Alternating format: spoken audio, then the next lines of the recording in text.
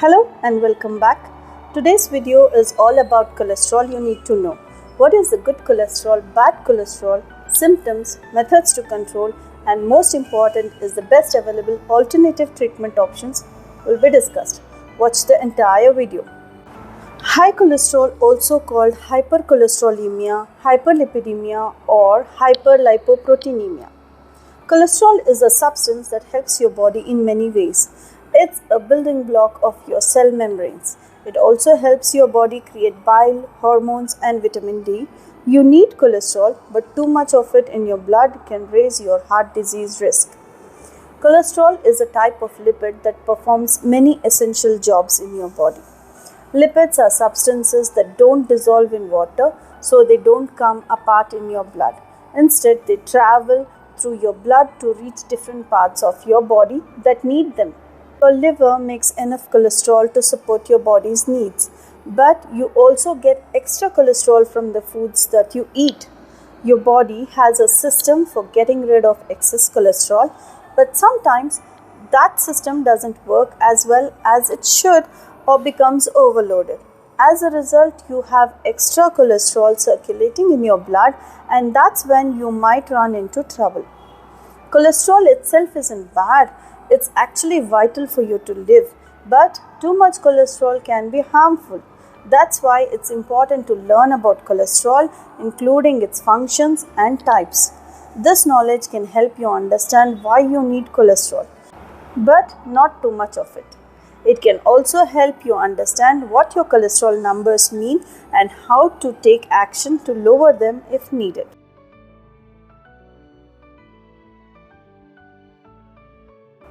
Cholesterol has many important functions in your body. These include 1. Helping your cell membranes form the protective layers. These layers control what can enter and leave your cell. 2. Helping your liver make bile, which you need to digest food. 3. Supporting your body's production of certain hormones, including sex hormones and vitamin D.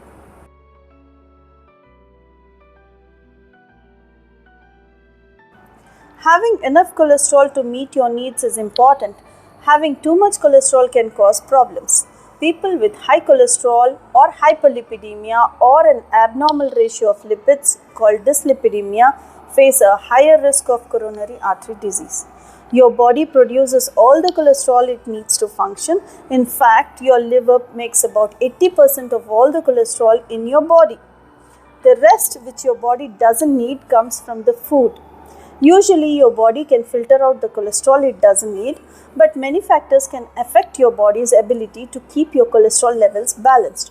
For example, genetic conditions like familial hypercholesterolemia, which play a role. Such conditions prevent your body from getting rid of the extra cholesterol, so it builds up in your bloodstream over time. Your diet also plays a role. Eating foods high in saturated fat or trans fat can raise your cholesterol levels. You mostly find saturated fat in products that come from animals like meat, milk, cheese, and butter. Trans fat is in many processed foods and fast foods. So, paying attention to how your diet affects your cholesterol levels can help you avoid having too much cholesterol in your body.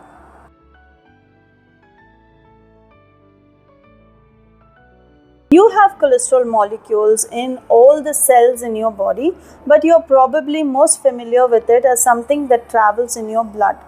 Cholesterol has a chemical makeup that prevents it from traveling solo through your blood. It needs to be attached to other molecules. So it teams up with proteins and another type of lipid called triglycerides. These molecules bind together to form a particle called lipoprotein.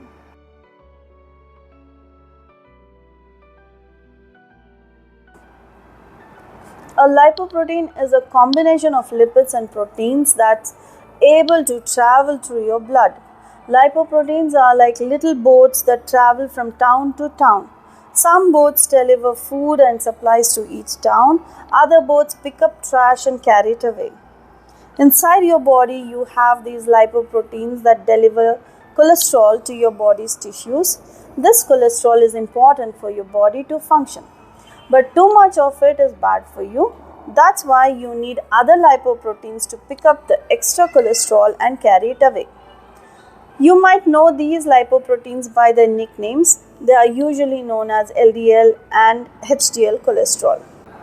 These are the two main types of cholesterol, but there are other types too. So, let's take a closer look at the types of cholesterol and what they do in your body.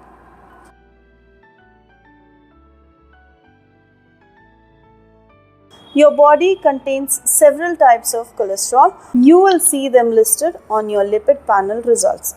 Learning what each type means can help you talk about your cholesterol with your healthcare provider.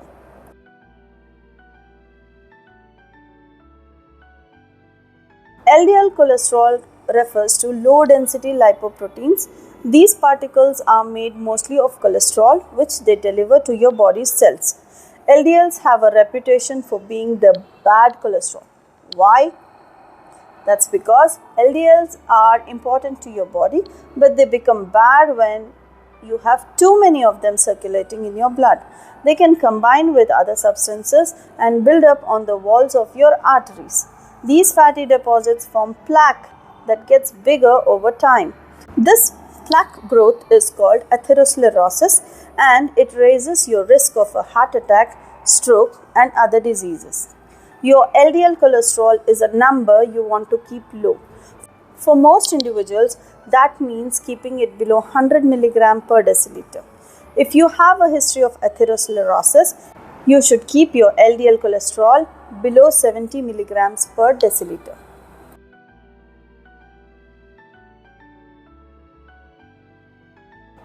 HDL cholesterol refers to high density lipoproteins. These lipoproteins are made mostly of protein.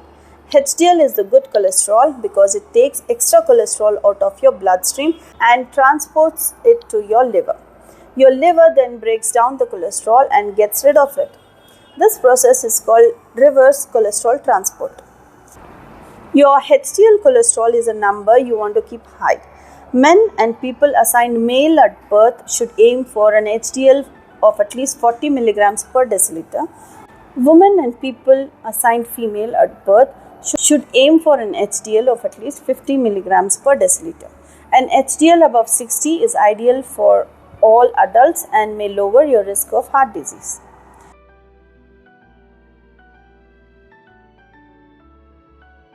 VLDL cholesterol refers to very low density lipoproteins. VLDLs carry triglycerides and cholesterol, and their protein content is low. Like LDLs, they are bad because they can contribute to plaque buildup in your arteries.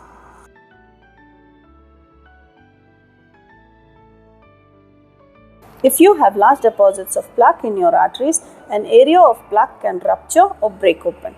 This can cause a blood clot to form on the surface of the plaque. If the clot becomes large enough, it can mostly or completely block blood flow in the coronary artery.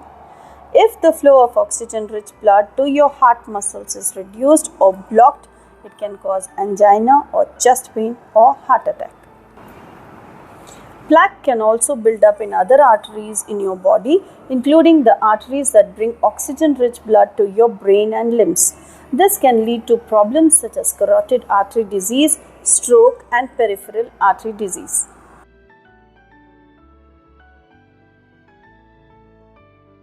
There are usually no signs or symptoms that you have high cholesterol.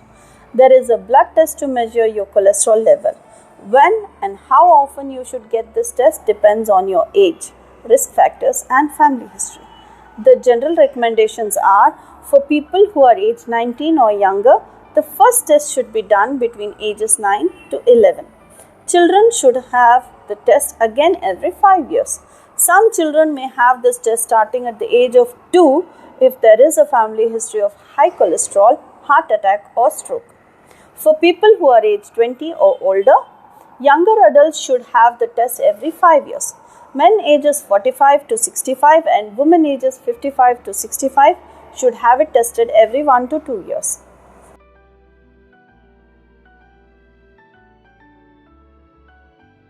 You can lower your cholesterol through heart-healthy lifestyle changes.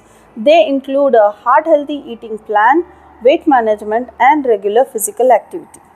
If the lifestyle changes alone do not lower your cholesterol enough, you may also need to take medicines. There are several types of cholesterol lowering drugs available, including the statins. If you take medicines to lower your cholesterol, you still should continue with the lifestyle changes. Everyone should get regular physical activity, very important, 30 minutes on most of the days, if not all. Managing stress.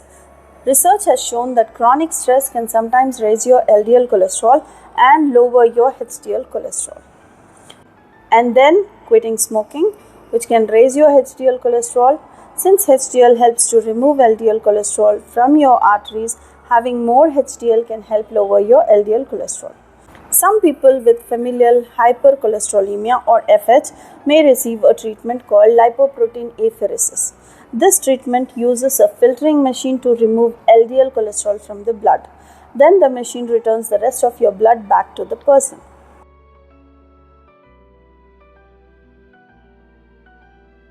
There are many alternative treatment options, natural therapies like acupuncture, acupressure, herbal medicines, homeopathy, yoga, and so on.